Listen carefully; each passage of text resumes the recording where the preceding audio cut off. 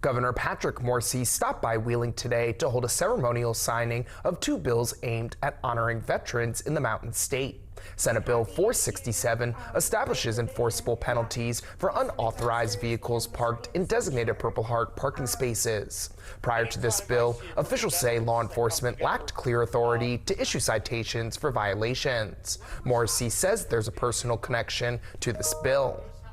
My dad earned the Purple Heart during the Battle of the Bulge, and so I remember growing up looking at that and asking him what it meant.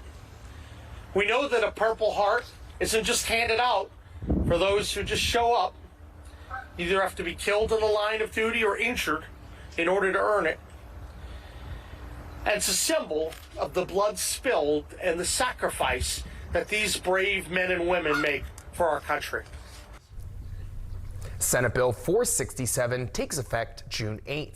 The governor also signed House Bill 4437, which extends an existing waiver of the state's vehicle registration fee. The waiver previously applied to Gold Star spouses, and it now extends to surviving parents who have lost a son or daughter in military service. These parents are now eligible to receive special Gold Star family license plates without paying registration fees. House Bill 4437 goes into effect on June 12th.